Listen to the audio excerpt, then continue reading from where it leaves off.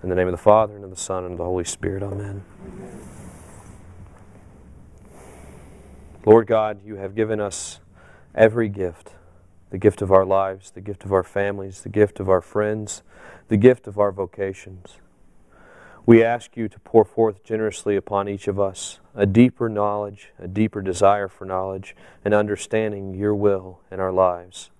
Help us to know the contents of our faith. Help us to respond in faith to that great revelation you have given us in sacred Scripture and tradition. Lord, pour forth upon your servant, Father Lopez, every grace he needs as he prepares for this new chapter of his priesthood. And we, gathered here as the body of Christ, implore the intercession of St. Joseph, his patron, to watch over him and be a guide to him. And we make this prayer through Christ our Lord. Amen. In the name of the Father, and of the Son, and of the Holy Spirit. Amen. So the reason that most of this is going to be review is because social justice, it's a word very often misused, very often misunderstood, and in reality, in terms of what the church has actually explicitly said, very rarely mentioned. Why? Because we don't need to have doctrine for something that's so profoundly simple. What does social justice mean? It's a rhetorical question because all of you can have a different answer. The reality is for most of us, social justice may mean helping the poor. Social justice may mean stopping war. Social justice may mean, like that woman in Paris this past weekend, walking around topless and writing things on your body to antagonize those who are in the modeling industry. She saw a perceived injustice and, actively acted out against it. Social justice, unfortunately, because it's been watered down and because it's been misused and misunderstood, is really not a word that captures the essence of what the church teaches about our relationship to the world as a people who are created in a social order, what we mean by that. So tonight we're going to kind of go back. We're going to review a little bit about what we've done the previous 3 nights, and we're also going to spend a little bit more time recognizing the profound impact of when the church used social justice, what that definition is, and what it specifically is actually pointing towards.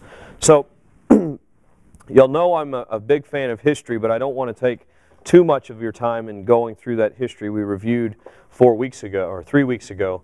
But I do want to begin by looking back to the document that's kind of been guiding this whole conversation. We've been looking primarily at social encyclicals, which all of you are encouraged to buy. I get no money for this, but this has every social encyclical that's been written other than Caritas and Veritate. All of these are free online.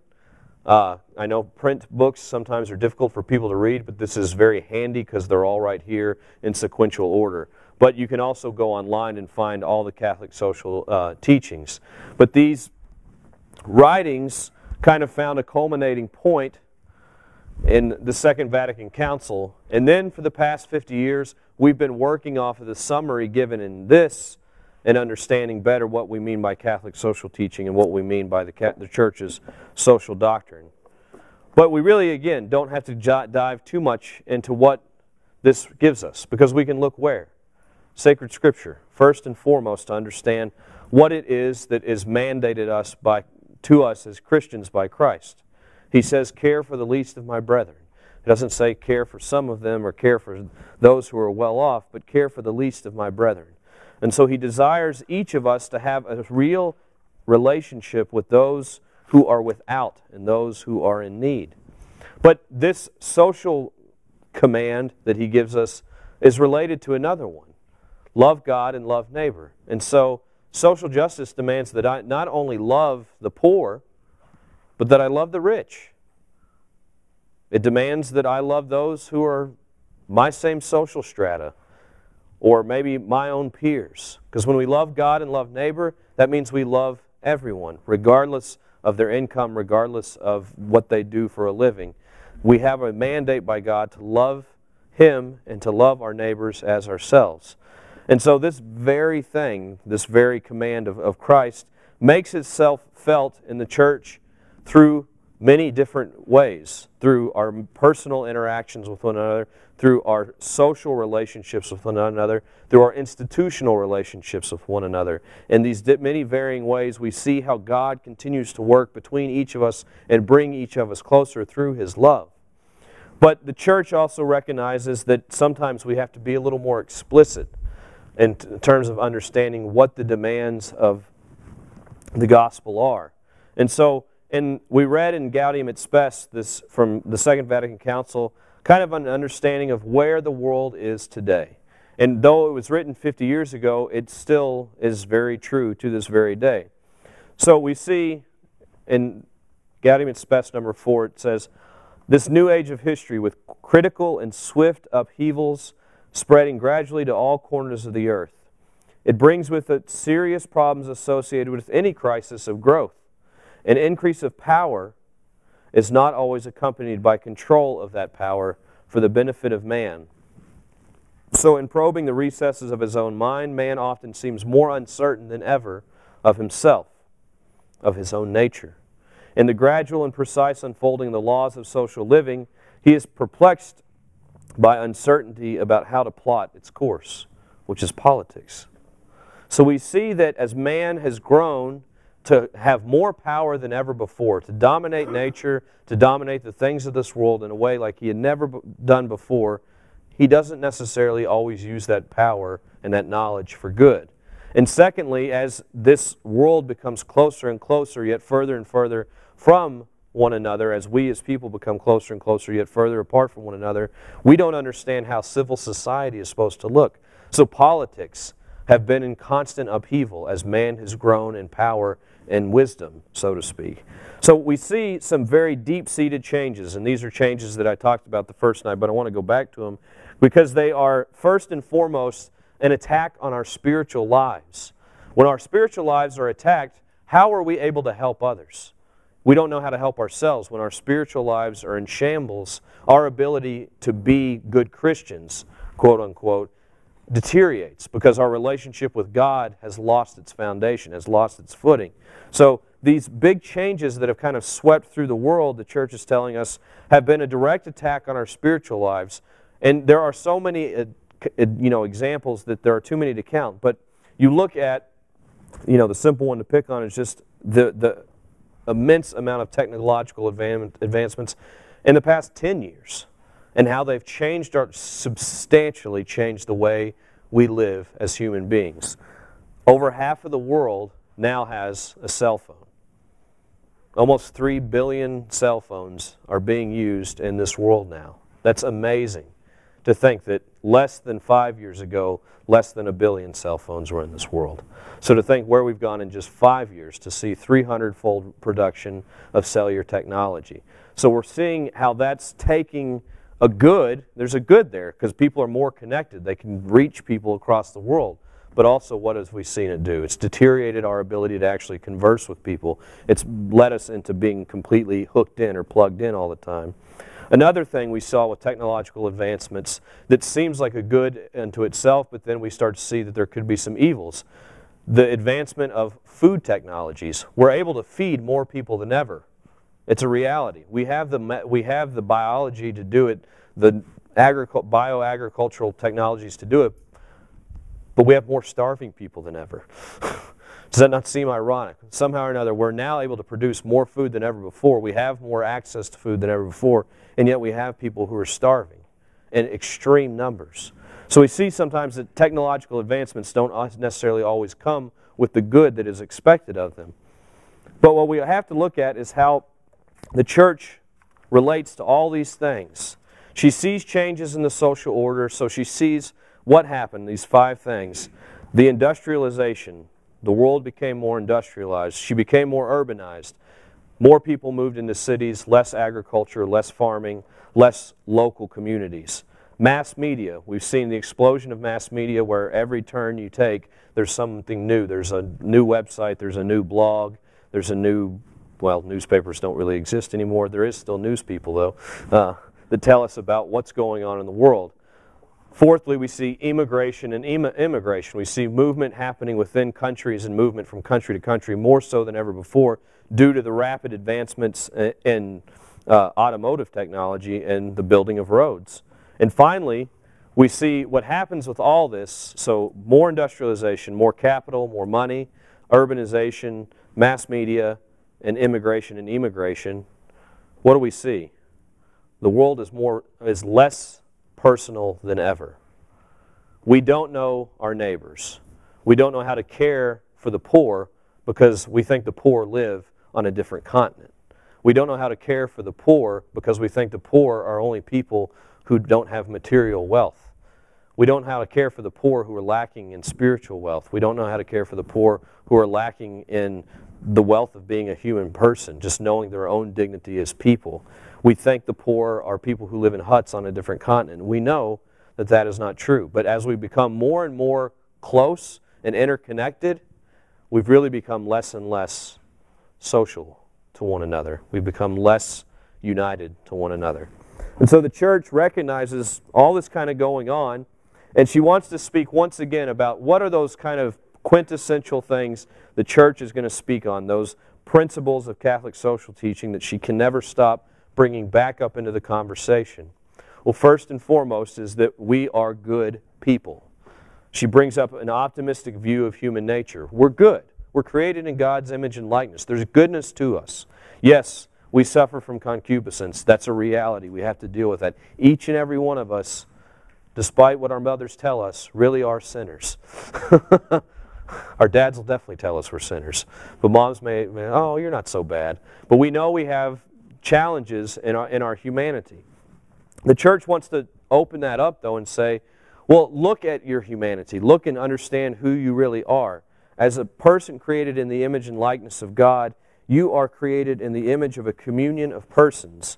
So, once again, this speaks to the reality that all of us are created in the image and likeness of not some monad or some being out there that doesn't have a real relationship, but we're created in the image of likeness of God, Father, Son, and Spirit. So there's an innateness to us that is social and looks to the other. And this social being, us being social, means we're necessarily relational. And so we will always, even if you're on a remote stranded island by yourself, you will always desire relation. That's part of our human nature, to be in relationship with something. It may not be a human person, though that is, you're directed towards a relationship with God and with humanity, but you will always desire a relationship. Even priests who live a solitary life still desire to be in communion, constantly, in communion with God, first and foremost, and in communion with those whom He serves. And so, the church reminding us of this helps us to understand, okay, so a big principle, the first principle of Catholic social teaching that permeates every aspect of Catholic social teaching is that man is created in the image and likeness of God, and he has a dignity like no other creature in the world, not even that of angels. So the church then moves on to speak about how we're not dualists. We do have flesh and spirit. We have to live in that reality. St. Paul reminds us that the two seem to always be at war. But we also have in our fleshiness and in our spirit, in our humanity, we have the gift of having an intellect and desiring truth and wisdom. And so principles like goodness and beauty and truth are going to be part of the Catholic social teaching. Why? Because these principles are about God. They're not about us. They're really about God. Truth, beauty, goodness, these are things that bring us into the presence of God. And so she finally, on speaking of how we are to understand where we get to the point of Catholic social teaching and the principles that form it, is understanding that we have a conscience. It says, quote, "Man has in his heart a law inscribed by God. His dignity lies in observing this law, and by it he will be judged." I want to say that again. Man has in his heart a law inscribed by God. His dignity lies in observing this law, and by it he will be judged. His conscience is man's most secret core in his sanctuary. This is where God alone, his voice echoes in his depths. By conscience, in a wonderful way, that law is made known which is fulfilled in the love of God and love of one's neighbor. Yet it often happens, quote, that conscience goes astray through ignorance, which it is unable to avoid without thereby losing its dignity. That cannot be said of the man who takes little trouble to find out what is true and good, or when conscience is by degrees almost blinded through the habit of committing sin. So the church is telling us that our conscience is going to guide us in how we relate to others. It's going to be the core from which we operate in terms of loving God and loving neighbor, because God speaks to us in our conscience and helps us to understand who He is and how He desires us to serve Him. Yet the church points out and recognizes consciences often are misinformed or ignorant. So consciences, and that's not making a judgment that's personal, it's just making an objective observation of fact. We don't have all the facts all the time. There are people who literally don't have the ability to form a conscience because they don't have the ability to read. They don't have the ability to understand. Maybe they're deaf and they cannot hear. So fine-tuning their conscience, understanding the particulars, they understand at a basic level what is good and what is evil, but being able to help them understand in a particular way what is good and what is evil. Maybe in a situation where there's different grades of different gravity to the evil or the good that is present. But we also recognize that there are those, as it says, who take little trouble to find out what is true and what is good, or are blinded to what is good because of the habit of committing sin. So having all this kind of understanding of who we are as human beings helps us to better understand how we can help other human beings. We have to recognize that other people, sometimes their conscience is not very well formed.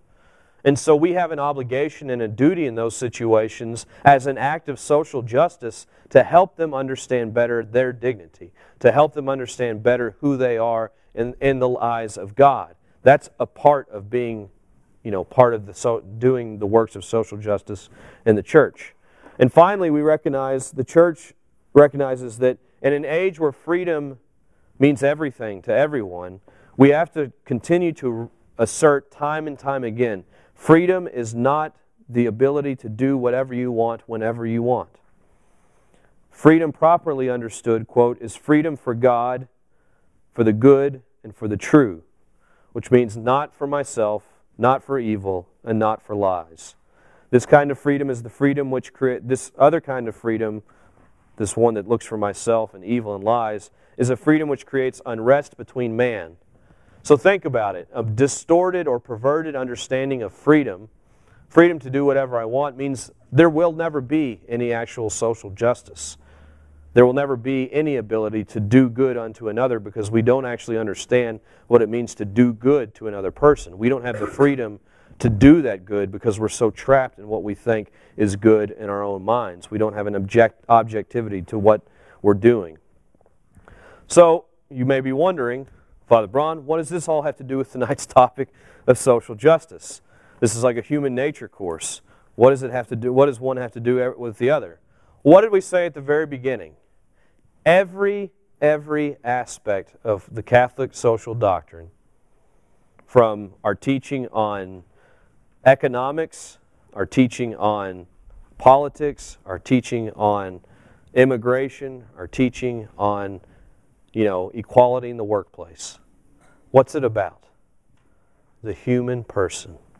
If we don't understand the human person, we're not going to understand how we are to respond to the human person.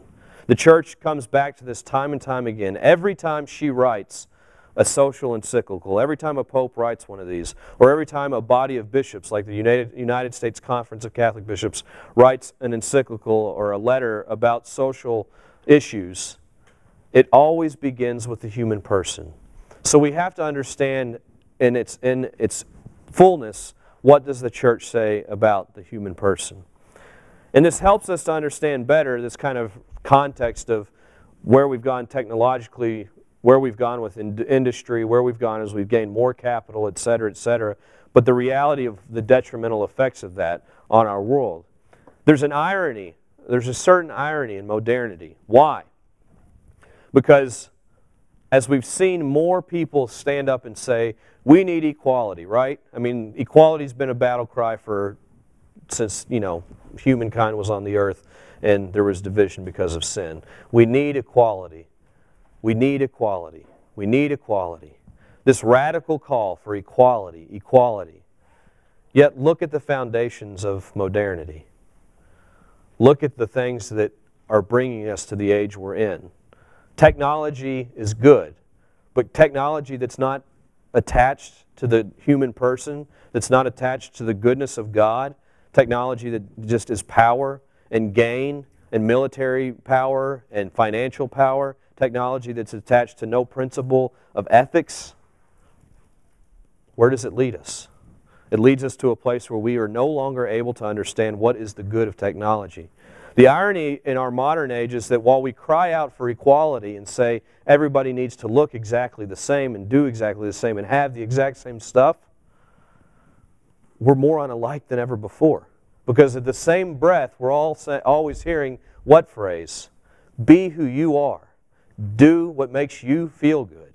So what makes you, a young teenage boy, feel good versus you, who's not so much a teenage boy, are two different things. You may be okay with watching TV and sleeping in. That may not make him, maybe a golf game would make him feel good. So if we just go and do whatever we want all the time, then we never really know what's actually good for us.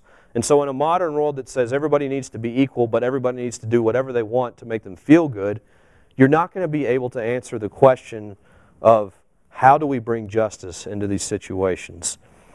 So we're looking at that goal. I want to use an analogy that I've used a few times before so we can kind of see how this whole picture fits together. And I use the umbrella. And I don't own an umbrella, so I think this is what they still look like. So you have, I guess that's the handle and the stem. I don't know what you really call it, but you have a handle and a stem. And with Catholic social teaching, this is the human person. Okay? So this is the foundation. If we understand the human person, then everything that stems from, that comes up in our Catholic social teaching has to be rooted in this. And then everything else becomes part of that reality. The little spines that connect to the fabric. I'm obviously not an artist. Don't laugh too much. These are principles of Catholic social teaching. For instance, you would say subsidiarity, solidarity, equal wage or just wages and just working conditions, just distribution of goods and remuneration for work done. The family would be one of those principles. And then maybe a principle over here would be an understanding of the culture of life. So these principles that stem from this, that come from this stem, are what are going to guide decisions, prudential judgments that we make and apply to all the millions of questions. So the different colored little panels represent you and me. And the questions that we interact with every day, understanding the human person, guided by these principles, and then millions of little questions and interactions with other people every day form the body of Catholic social teaching. And so, if we understand that analogy, then we can start to look at prudential application of these simple principles that come into play. Each of us has a responsibility to kind of understand, to fully understand the human person and the relationship that each of these principles has to the human person. These principles are pretty much laid out for you in this review, by the way, this 4-page review. So we start with the definition of social justice in the Catechism of the Catholic Church. I want to quote at length so we can all hear it, and we're going to chew on it pretty concisely. Social justice is defined as quote, the respect for the human person and the rights which flow from human dignity and guarantee it. Society must provide the conditions that allow people to obtain what is their due, according to their nature and vocation. So we want to begin by looking at the first 5 words, or 6 words. Social justice is defined as respect for the human person. Blessed John Paul II said, What is at stake in this conversation is the dignity of the human person whose defense and promotion have been entrusted to us by the Creator, and to whom the men and women at every moment of history are strictly and responsibly in debt. So we cannot obtain social justice without respecting the transcendent dignity of every human being. And what does this mean at a very practical level? It means that if you want to stand out on a street corner and talk about how we've got to fight for equality in the workplace, we've got to fight for a better immigration law, you want to fight for an end to war, you have to also be willing to fight for human life. Pure and simple. Human life is the principle of principles when it comes to Catholic social teaching. Does that mean that you have to do that to the exclusion of the others? Absolutely not. And in so many ways, if you're doing that one thing, it's going to make you want to be active in all these other areas and opportunities. But the basic message that the Church has consistently taught is that respect for the human person is at the foundation of all Catholic social teaching, and specifically what is called social justice. Is there any questions about that? Sometimes that can be a challenge because people may often present to you, well, Father, what does the protection of human life have to do with social justice? Well, as John Paul II reminded us, there are no rights without the right to life. No other rights matter if the right to life is not guaranteed. So that's why we do have to, give it a lot of energy and keep it in the context of the world. Pope Francis said recently to not obsess about it, and rightfully so. But what he means is those who will go out and march pro-life, do pro-life marches year-round, but in the same breath and in the same moment, they're not going to go to Mass on Sundays or holy days of obligation. Or they're going to obsess so much about being pro-life that they also forget that we teach that we need to actually care for the poor. Or they'll be so obsessed with being pro-life that maybe they'll be kind of waffly on things like transubstantiation. It doesn't mean that we don't need to be talking about pro-life issues at all.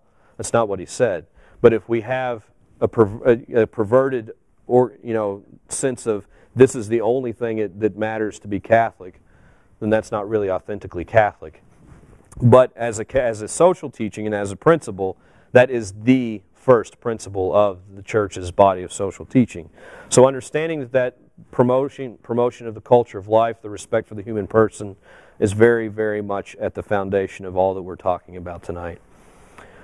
The second paragraph, or second part of this definition says the respect for the human person and the rights which flow from our human dignity and guarantee it.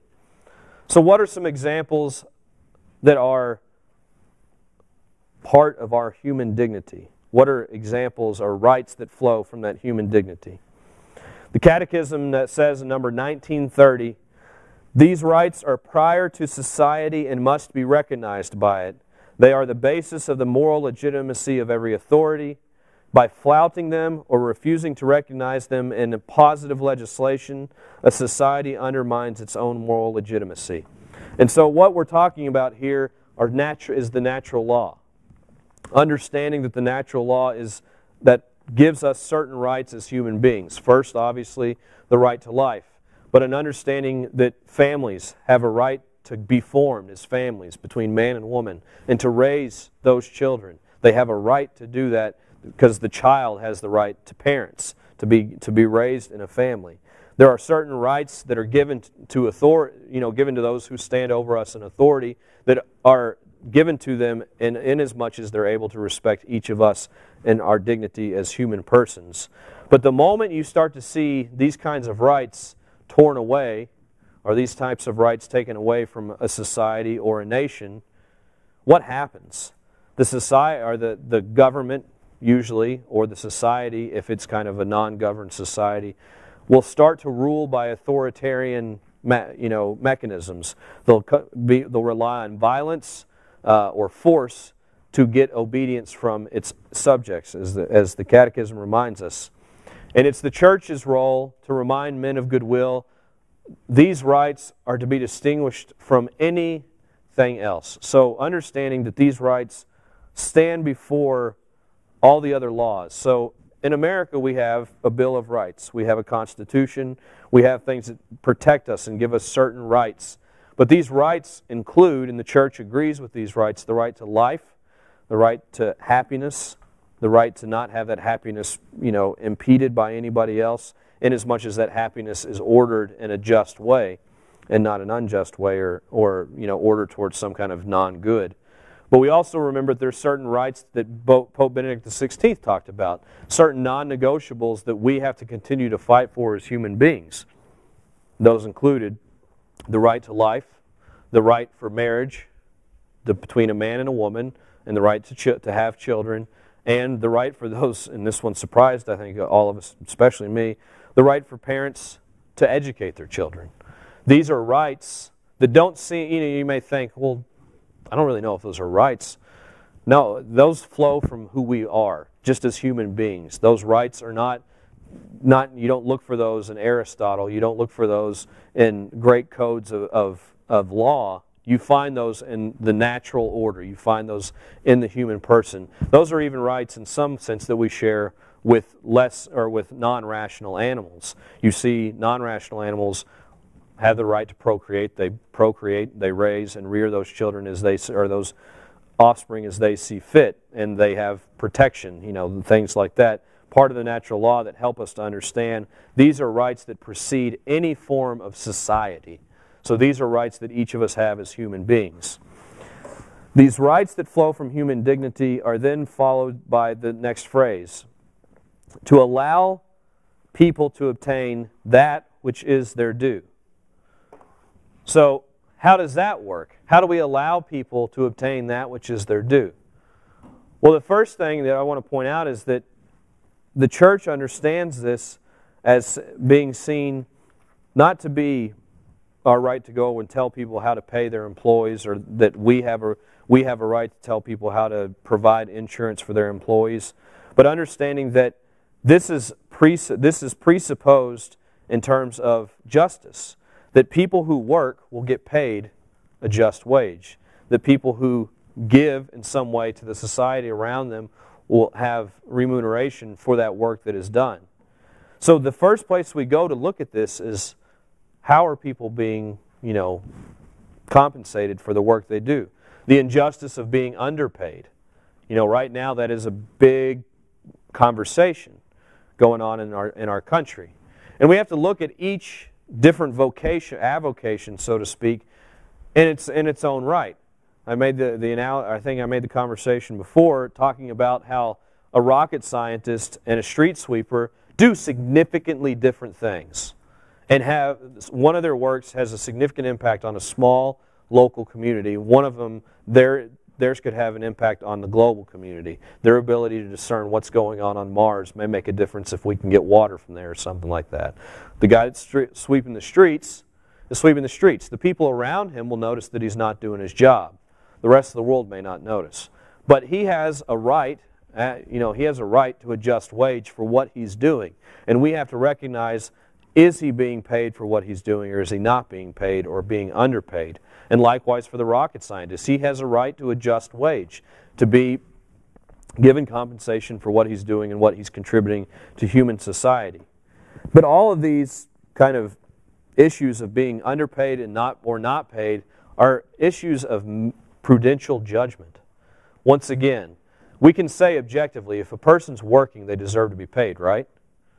That's basics. It's Scripture basics. It's basic humanity.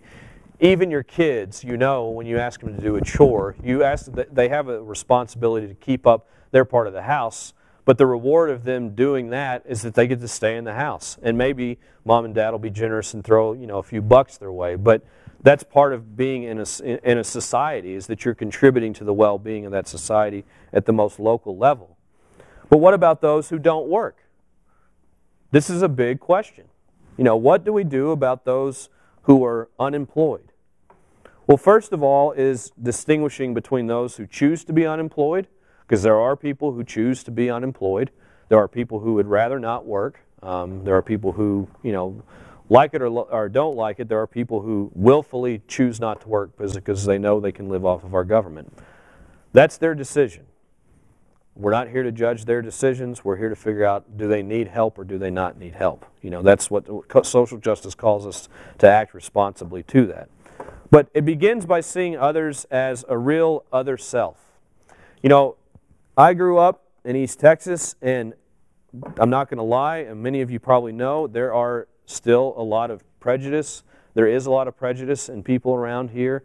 There's still prejudice today, whether it be between blacks and whites, whites and whites, Hispanics and whites, Hispanics and blacks, anybody and everybody. There's still a prejudice. It's not just our culture, I know, that kind of seeps out into other parts of our country, but really understanding that everybody is another self. The church really emphasizes everyone should, quote, look upon his neighbor without any exception as another self, above all bearing in mind his life and the means necessary for living it with dignity.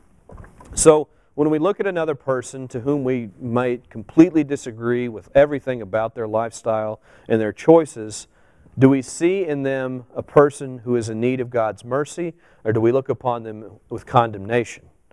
This is a matter of the heart. It's a matter of reforming our hearts to act in a more just way towards those who are in need of God's love. If we look at somebody and make a rash judgment and say, I can't help that person because of X, Y, and Z, well, as we heard before, you're just condemning yourself. You're once again condemning yourself to a life of misery, and one that does not have God in it. So we have to ask that question, do we see others as another self? And then moving on to others with whom we may disagree. There are going to be times when we have to serve those with whom we disagree. And so we ask, how? And the church provides an answer, according to their nature and vocation. So how do you apply this? First of all, we go back to just understanding, what is our human nature? What are we created to be? Who are we created to be? Why are we created? Understanding this helps us to understand that every human being has dignity, and there's goodness in them. Despite all that may appear to the contrary, there is goodness in them. Yet we also have to use our reason. For people who work in St. Vincent de Paul, you know what this feels like. You have people who abuse the system. And so we have to look and analyze, what is the greater good that can be served? Do we keep giving them $100 a month to pay off a bill? Do we keep giving them whatever it is that they need that week, that day? Or do we look for a way to better their lives? Do we look for a more structural way of challenging them to really have a deeper conversion? And that's going to begin by giving them Christ. It's not going to begin by giving them the number to Texas Workforce Commission or driving them down to Salvation Army. It's going to begin by talking to them about their need for Christ, the need for Christ in their life. So this aspect of our social teaching, where we look at others with whom we may disagree, with others who may not work, what does it demand of us? It demands of us that we look at them as another self, that we're willing to consciously say, okay, though I disagree with so much about what you're choosing to do and how you're choosing to live your life, how am I able to help bring justice into your situation? Because there is, in the same breath, all those who abuse, there are so many who are truly in need. And we have to understand what their needs are. So again, we have to understand who they are as human beings and use our reason to look at them and understand them a little more in a sense of what is the good that they desire. So we haven't gotten too deep into the social justice question. I do want to take a brief break. We're going to talk about, on the flip side, men and women, equal but different.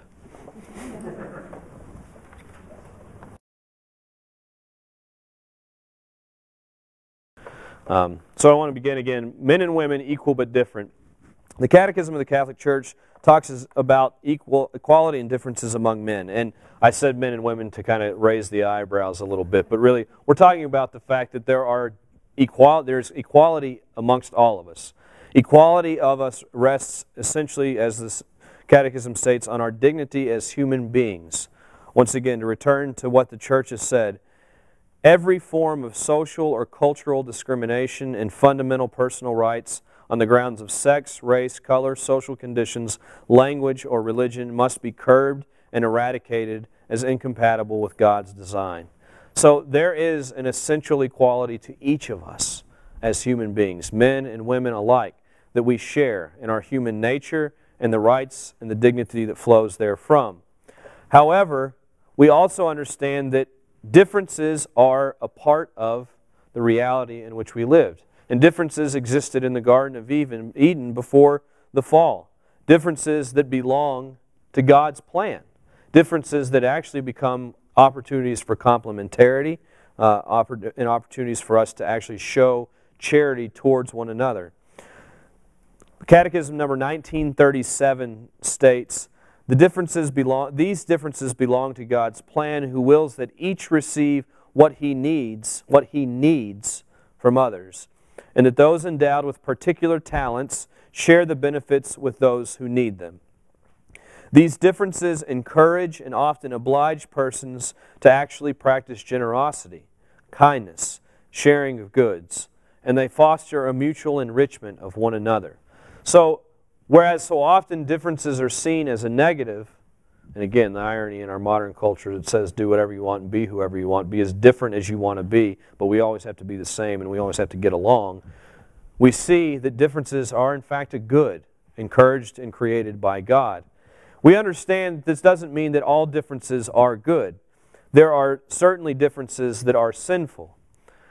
The church will call these sinful inequalities, and these affect literally the whole world over. We see the church says their equal dignity as persons demands that we strive for fairer and more humane conditions. Excessive economic and social disparity between individuals and peoples of one human race is a scandal, and it mitigates against the social justice, against human equity, human dignity, as well as social and international peace. So the differences that are sinful, and we can say these are sinful, between the rich and the poor, not that there can't be rich and poor. The poor will always be with us, we know that. And being rich is not evil. It's greed that's evil. Greed introduced into the relationship of rich and poor is the introduction of evil. So recognizing that the difference here is not the fact that one person makes more money than another person, but that greed has totally contained the heart of that rich person. And greed can, in fact, take the hearts of poor people too. The reality is that greed can manifest itself to the woman with 2 denarii, as we read in the Gospel. She could have been greedy. She wasn't. She was a saint. She could have been greedy with her two coins. We can all find greed, and no matter how insignificant the amount of money is. So recognizing that greed is the division that comes into this situation. The haves and the have-nots, and this is more in terms of social differences. There are people who have, it seems to be, tons of friends. They always get along with everybody. They have everything. You know, if they go to some city somewhere, they're going to know somebody who knows somebody to get them everything. There are people out there who we're all jealous of because, like, man, they know everything and everybody. And there's the have-nots who don't have any social interaction. We have people that are shut-ins. We have people who can't get out of their house because of extreme allergies. We have people who don't have the social skills to, just visit with other people. There's a real evil there if we're not trying to go out and meet those people who can't socialize, who can't make it into the world, the shut-ins, the sick, those who are in need of the presence of another person. Social justice demands that we visit those people too. The deacons in the ancient church, that's what they were for. That's still what they do today. To visit those who are in most need of God's mercy, in the sense of bringing the person of God into their lives. Another aspect of our social teaching and a difference is peace in war-torn areas.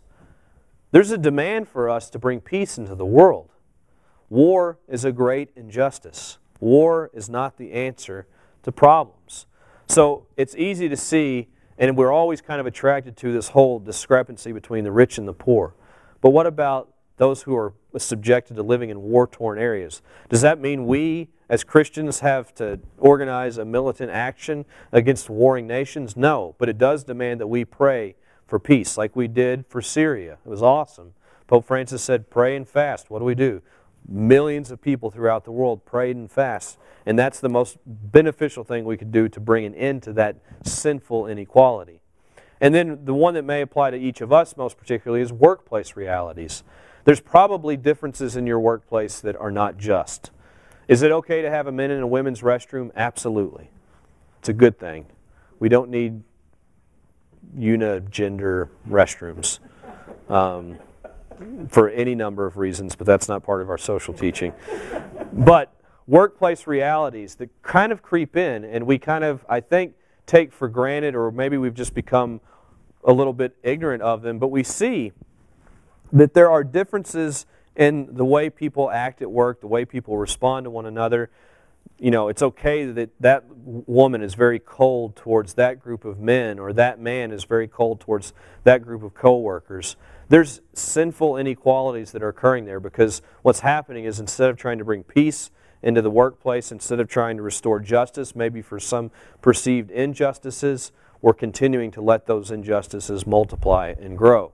And so these differences that are sinful don't bring about a good ordering to the social structure in which we live. And I want to look at this final the question that kind of naturally flows out of this. Does the church plan on changing things? God bless you. Does the church, maybe you're saving me from something. Does the church plan on changing things regarding women? What is she going to change? That's my question. What is the church not doing for women? We're on the front lines of fighting for better health care for every woman in the world. Every woman. Not just rich women that live in suburbia. Every woman in the world. Other than being a priest, because Jesus is a man, and we're priests in imitation of Christ, the high priest, who is a man. That's just a very simplified answer. Other than being a priest, what is a woman not able to do in the life of the church? Nothing. If you look at our volunteer lists, they're almost all headed by women. If you look at our sacristy, we've been a wreck since Maria Crossman's been out. A complete and total wreck. So I ask, and this is a little tongue-in-cheek, but really, what does the world think is going to happen? We've had the most beautiful relationship with women, I think, in the world, in terms of, at the foundations of our faith, we see a woman, a Jewish woman living in the Middle East, becomes a very significant part of the most important story the world has ever known. In a time and a culture when she definitely could have been left out, easily could have been left out, God made sure that we recognize that Mary was a part of all of this, that Eve was a part of all of this, that constantly in the Old Testament, women are a part of this story. So I don't know what else we're going to do. What we're not going to do is promote a false femininity. The church will not buy into the ideology that to be the best woman you can be, you need to be a man. I mean, listen to how absurd that sounds. To be a better woman, you need to be more like a man. Is there any real equality in that? No. You're making yourself something you're not. So what are we going to do? We're going to teach a theology of women that's coherent, that respects who we are as persons, that respects who you are and your particular gifts as women. What we will talk about is real equality and not false perceptions. So real equality means that a woman can be a CEO of a company. The perception, though, is that if she's the CEO, she has to be miserable, she has to make X amount of money, and she has to be as mean as any man could ever be. Well, no, that doesn't. Her femininity permits her to have a certain character that a man would not have. And there's beauty in that real femininity that I'm talking about. And that's what the church is going to talk about. Not false perceptions, not saying that a woman, in order for a woman to be equal with a man, she has to have X, Y, and Z, but to understand that a woman is equal with a man, period. They share a common human nature. And she has qualities about her that complement and make men better. And I think all of you women will agree that is the truth. You make your husbands better, you make your sons better, you make men better. But at the same time, and in the same breath, men have characteristics that complement women in a very natural way that help them to be better. And so there's this mutual complementarity that is real and part of who we are as human beings. Does the church plan on changing things regarding women? No. We're just going to continue to be her best advocate at all times and in all places. Moving on to the principle of solidarity, or social charity. Solidarity is a kind of an academic word. What it really means is love. solidarity with the poor. There's a great quote from Pope Pius XII. He said, this was in 1939, so on the basically World War II. He says, an error today, quote, abundantly widespread is disregard for the law of human solidarity and charity, dictated and imposed both by our common origin as persons and by the equality in the rational nature of all men, our intellect, whatever nation we belong to. This law is sealed by the sacrifice of redemption offered by Jesus Christ on the altar of the cross to His Father on behalf of our humanity. So, we understand that solidarity stems from Christ Himself, stems from Christ emptying Himself completely for each of us on the cross. And so that love that poured out on the cross is part of our lives as Christians. And if you think about it, we consume the body and blood of Christ. We consume He who is charity itself, God who is love. And so that love that becomes literally a part of us in its substance demands certain actions. It demands a certain ordering of things around us. The church will begin to speak about solidarity first and foremost by speaking of the distribution of goods and remuneration for work. So again, going back to that principle, social justice, this kind of nebulous word that gets thrown around a lot, gets very specific. And we've kind of gone very specifically through what the church says about it. But when she talks about solidarity, the first thing the church has a responsibility to fight for is proper distribution of goods and remuneration for work. And distribution of goods means to those who have been working. So we have a responsibility, firstly, to make sure that the workers, the working class, are being paid for what they're doing. And this whole idea of distribution of goods and remuneration of work presupposes a just social order. So when you live in a social order that's completely unjust, such as modern America, we got to face the facts, the work of just making sure people are getting paid is a very high priority for us. I was watching a show yesterday, and I got to admit, I fell in love with this show for about 2 episodes and then fell out. It's called Fix the Bar or something like that. It's a show, and they're fixing like rundown, hole-in-the-wall bars. And this bar owner, don't laugh too hard, Phil. It's got beer, it's got booze and food. I was excited. So this bar owner was not paying his employees. This is in Austin, Texas. He was not paying his employees. Now I know I've worked as a waiter. You only get paid like a third or a fourth of what the actual state minimum wage is because you make tips. Supposedly it all comes out in the end. But no wage whatsoever.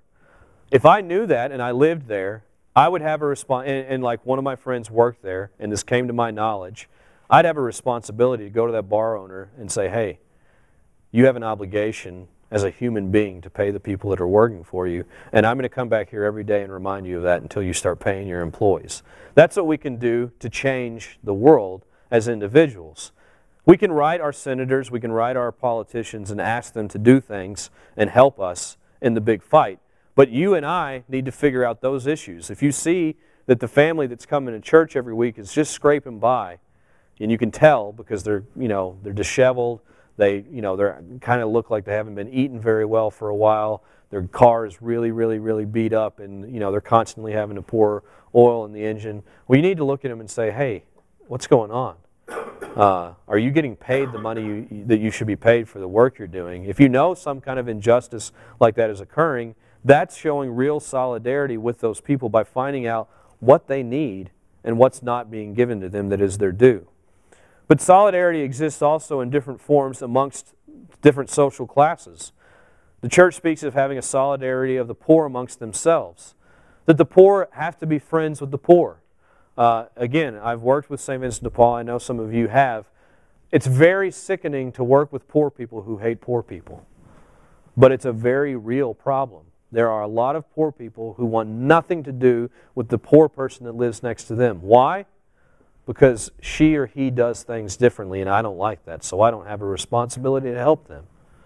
Well, no, that's not really looking at the other person as another self. We got into that conversation earlier, not looking at people as another self. We also have to see a solidarity between the rich and the poor. So what does that look like? It doesn't mean that, I'll pick on somebody who I know won't mind, a guy who makes a good amount of money doing a really great thing and helping a lot of people. It doesn't mean he has to empty his bank account at the end of every month and make sure everybody else gets, whatever they want. He has a responsibility to make sure that those who are in need, and he can give from what he has in excess, to help them in some way, to do the best good he can do with what he has been given by God.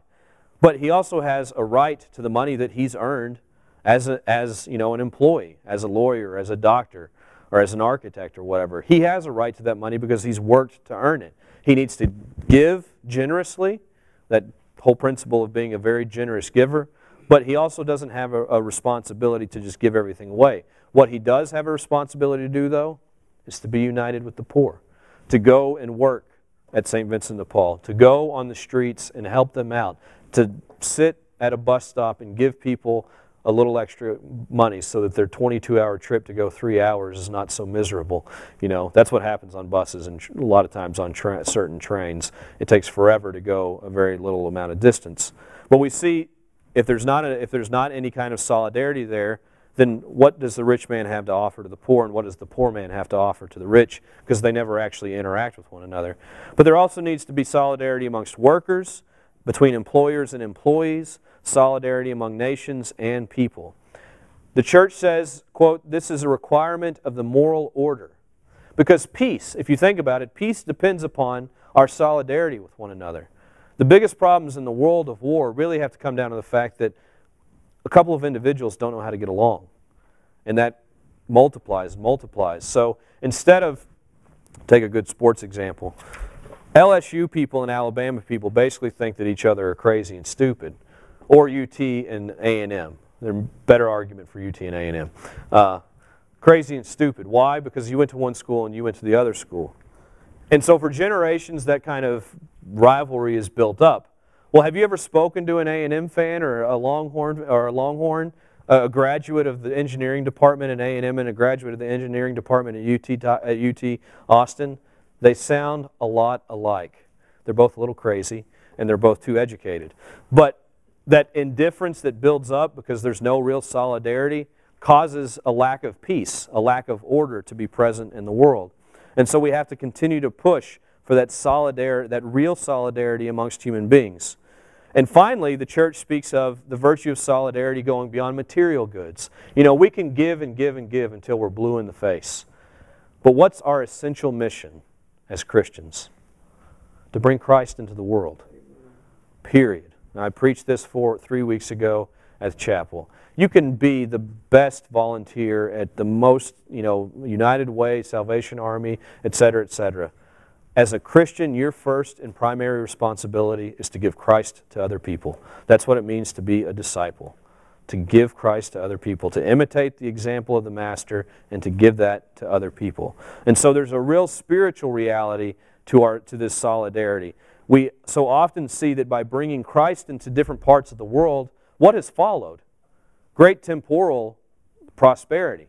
Not always. We went to Japan, brought them Christ, got murdered and hacked apart, but the church lay dormant with certain tribes, and years later would come back to the fore. Same thing happened in Korea. We went into these places, we gave them the spiritual reality of the church, nothing really monetarily wealthy, but the faith was sustained. And so years later, that faith that was brought to that country is still present. So we have to bring people the spiritual reality of what we have to offer as Christians, to bring Christ. So we finish with that quote from Sacred Scripture, "Seek first His kingdom and His righteousness, and all these things will be yours as well." So if we bring people the kingdom of God, if we bring Him the righteousness of God, we bring that into the world, all the good that can flow from that will follow, but we have to bring Christ first. So I want to finish this evening by kind of having an opportunity to ask what else. I'll touch on some hot issues with brief answers because I can't go into extensive answers, but I want to help you to understand what else is part of the Catholic social teaching. So, national health care. No, you can leave it on.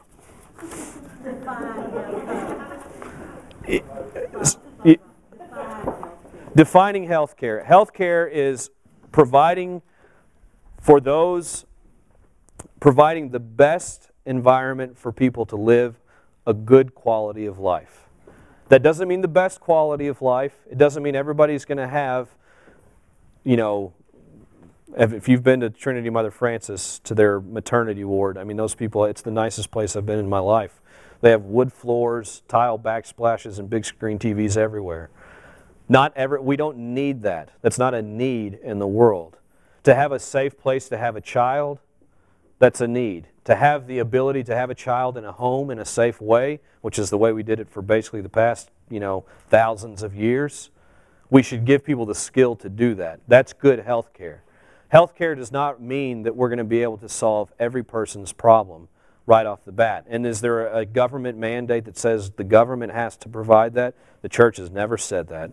The church has always said we need to make sure that those who are in need are cared for. So it starts with that principle of subsidiarity. At the lowest level, you're a doc, Ray. You would do work for free if it was asked of you. I know you would, because it's part of life. You do. So I know you probably do it for free anyways, but you do work because you get paid to do the work you do. But if there was a clinic that you could volunteer at, if you didn't work 200 hours every week, I'm sure you'd give a little bit of your time to be helpful to those who are in need. If you're a nurse and you have skills that you can offer to help other people, offer those things. If you're a mom and you've healed wounds on kids, maybe that mom that lives next door to you doesn't know how to care for her children, in the sense of she literally doesn't know how to heal a cut, or she doesn't know how to sew a stitch or something like that. You can go over and help her. That's health care that she has a right to as a basic human good. But the idea that health care in the corporate sense that it's now being imposed upon us basically in this country, no, the church has never said that that's a requirement of the social good. So to understanding what is real health care, what is giving somebody the best quality of life in the circumstances in which they live, understanding, this is an easy question to think about too. If you live in a place and you need a heart transplant, and the only heart that you can get is 20,000 miles away, and it will cost billions of dollars to get, the church doesn't say you have to get billions of dollars or go 20,000 miles away. Those are extreme circumstances. Your death, your imminent death from a lack of a heart transplant, really is not an extreme circumstance. It's a part of life. It's sad to see people go, yes, but the church doesn't ask us to do the impossible. It's kind of like getting to Mass on Sundays. If you're literally in a plane for 24 hours, you're not going to get to Mass on Sunday. Are you going to hell because of that? No. The church doesn't expect, nor does Christ expect, the impossible. So being able to provide reasonable health care that helps everybody to have a good quality of life absolutely should be done. But it should be done from the ground up, not from the top down. And that's not, again, not Republican conspiracy theory. That's called the principle of subsidiarity and solidarity. So what about immigration? I'll read a quote on this, if I brought it with me. No, I'm not going to, no. This is from Ecclesia in America, which I think may have been in the bulletin. The church clearly recognizes the right of the state to control its borders. The church recognizes the authority and the right of the state to control its borders. At the same time, John Paul II says, quote, the church in America, specifically, must be a vigilant advocate, defending against any unjust restriction of the natural right of individual persons to move freely within their own nation and from one nation to another. Attention must be called to the rights of migrants and their families and to respect for their human dignity, even in cases of non-legal immigration. So, did what John Paul II say, is that dogma? No.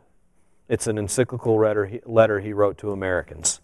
So, understanding he's calling us to a higher order in our minds, like we've got to start to think not just about the fact, the simple logic of, well, illegal immigrants, jobs, drugs, these are all the kind of common things that are said, but to think, Okay, these are people, first and foremost. Yeah, they're immigrants, whether they're legal or non-legal. They're human beings.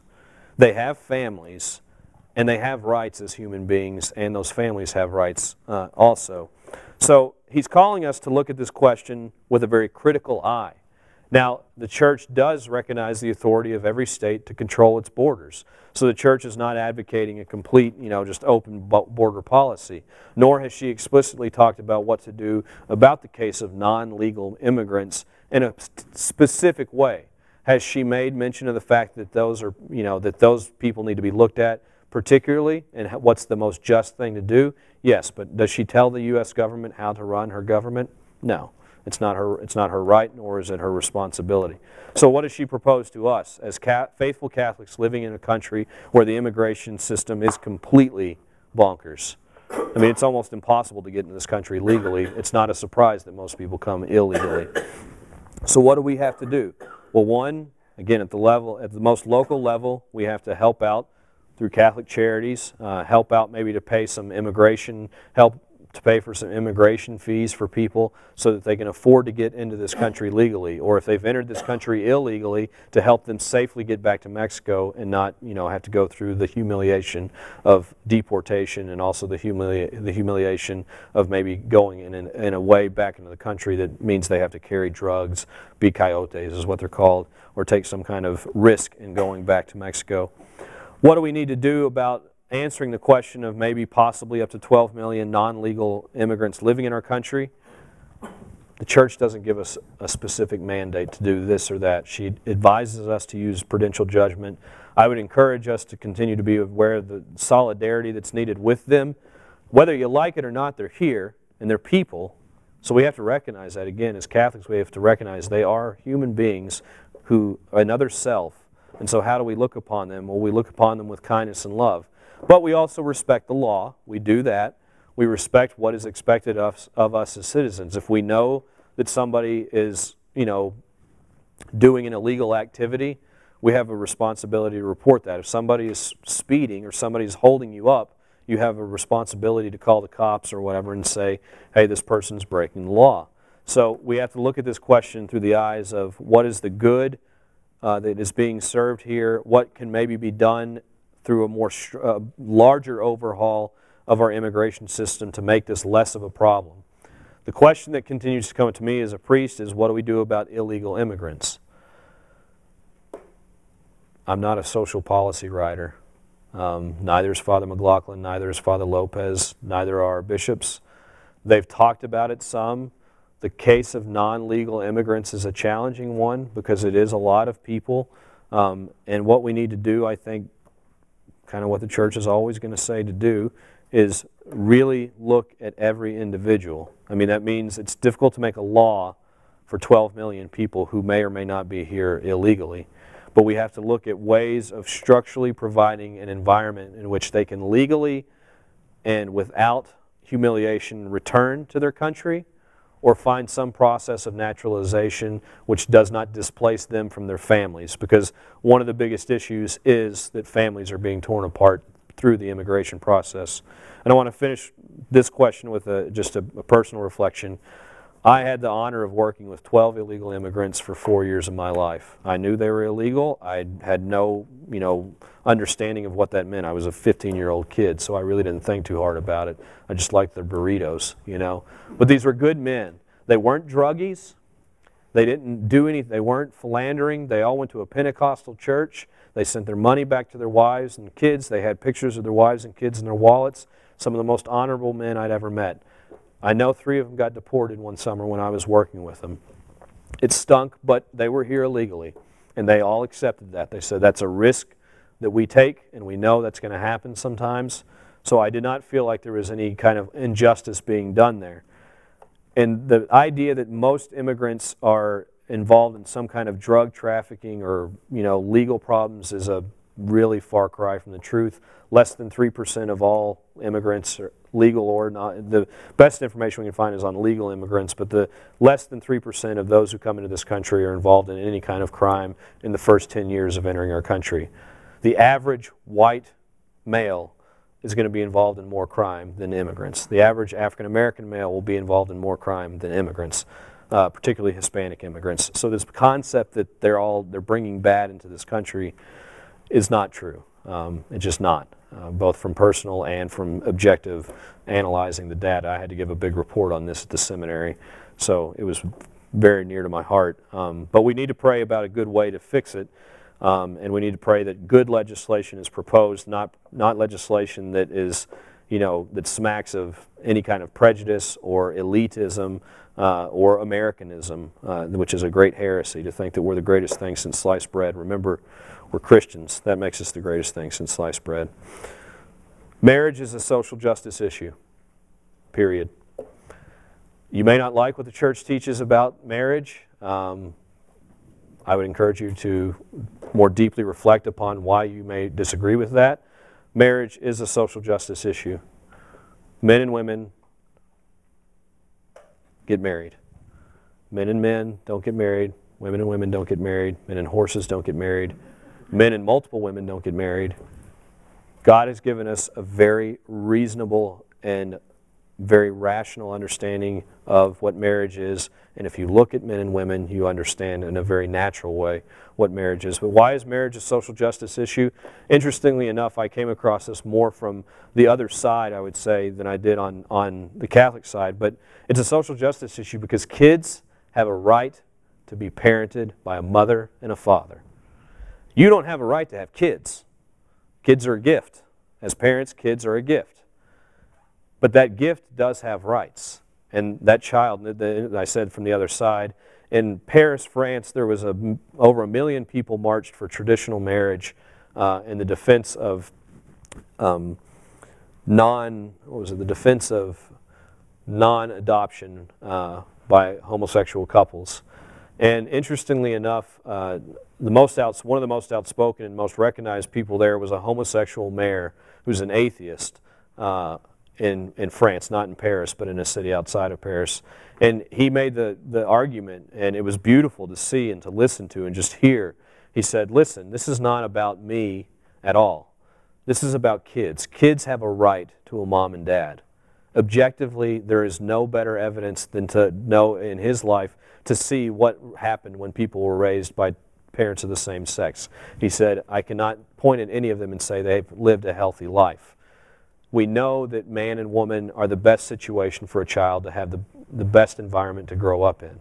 And so marriage is a social justice issue. Marriage is a social justice issue not only because of children and their rights to a mother and a father, but because marriage is defined as between a man and a woman. And so we have an obligation to talk about that. We don't have to be mean. We don't have to be belittling or belligerent.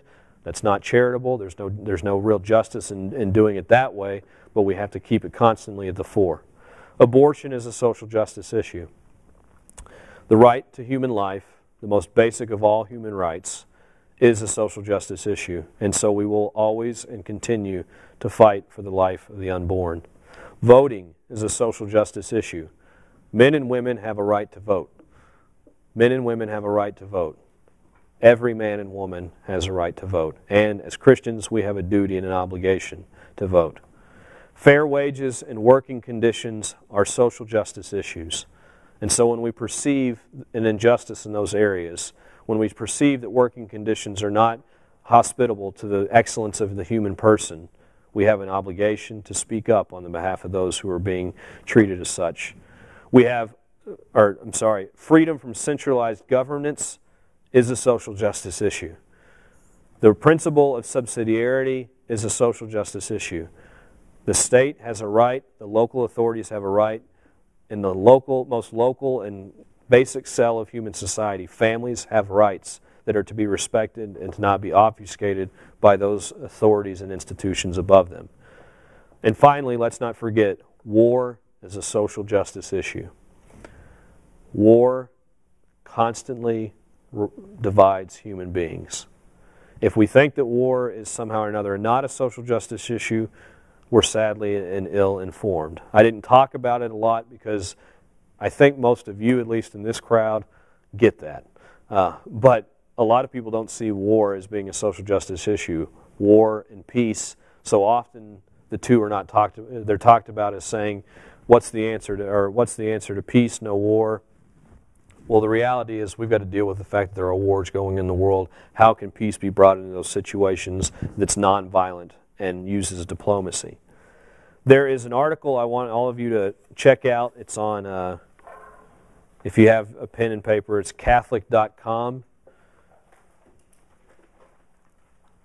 And the search would be 7 Principles of Catholic Social Teaching.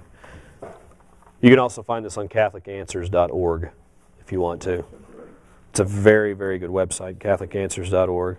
But 7 Principles of Catholic Social Teaching, it's in addition to what you already have, just to kind of reiterate principles to understand what are the principles and how do the principles inform us.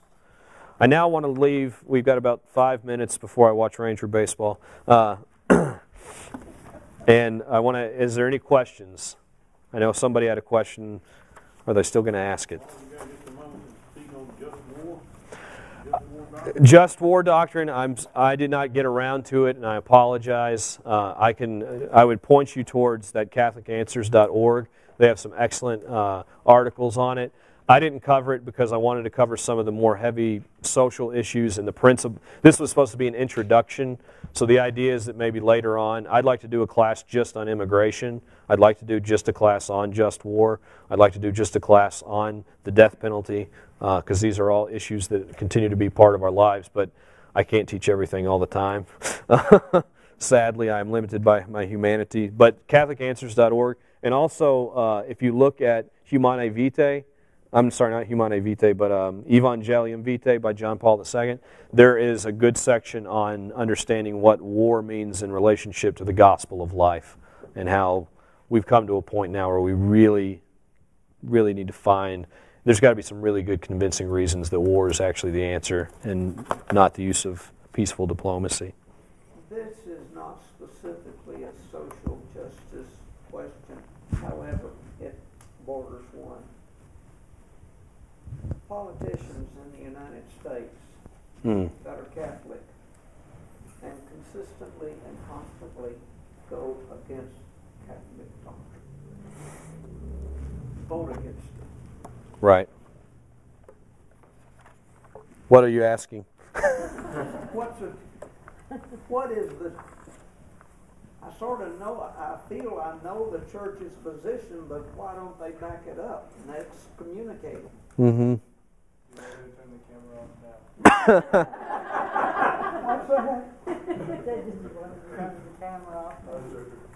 Well, I'll say 2 things, because it is a very complex answer.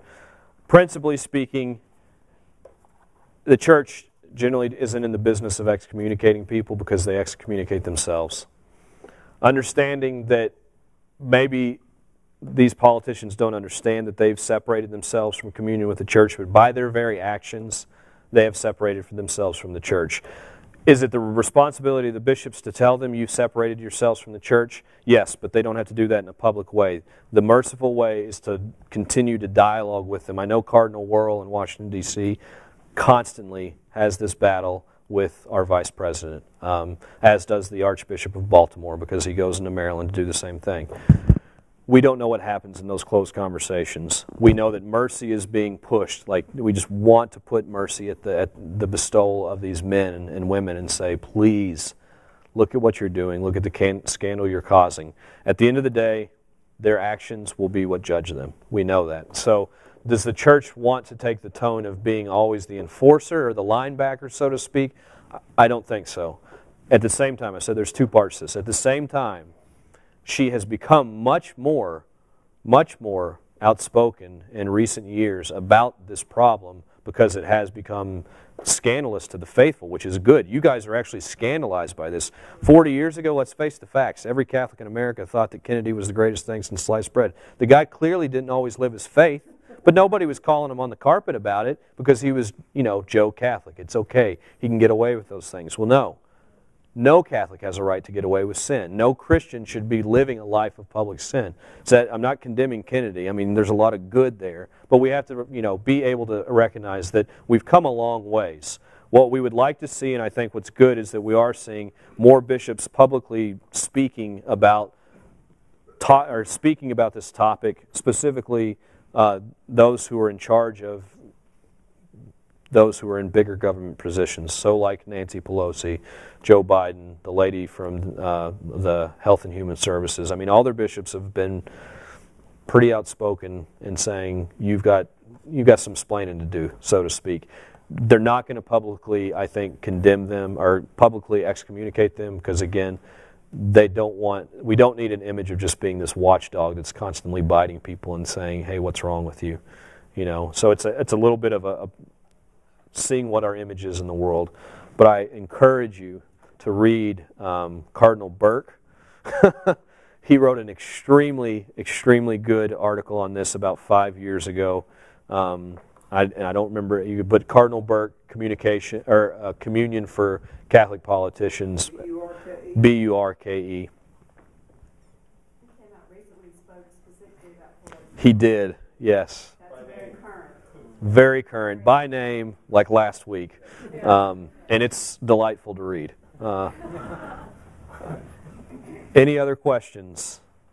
You spoke to the rivalry issue. Uh-huh.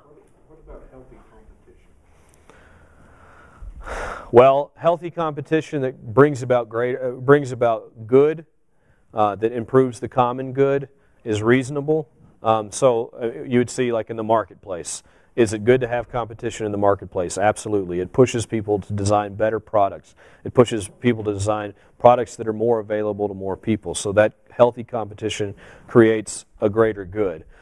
But the healthy competition can turn into an avarice or a malicious competition pretty quickly, and so we just always have to be aware of how competition is expressing itself. Fraternal rivalry, that's a big one. Two boys, you probably fight a little bit, I imagine. Is it always good? Probably not. Could it be, though? Yes. It could make you stronger men. It could help you to be better men in the long run. But healthy competition absolutely is fine, but understanding that healthy competition is just and it's ordered towards the good. You know, it's never ordered in another direction. School sports. Yes, and there are winners and losers in sports. And that can be on the camera. My little nephew competes in some basketball league where they don't keep score and there's no record keeping. What's the point? I said you might as well just throw a ball in the middle of a jungle and let kids run around because that's what they're doing. So it's a little bit of my personality coming out there. I'm a big fan of sports, and I do think competition is a good thing. Any other questions pertinent to Catholic social teaching? Okay, well, thank y'all so much. I know 4 weeks is intense. I appreciate you making the opportunity.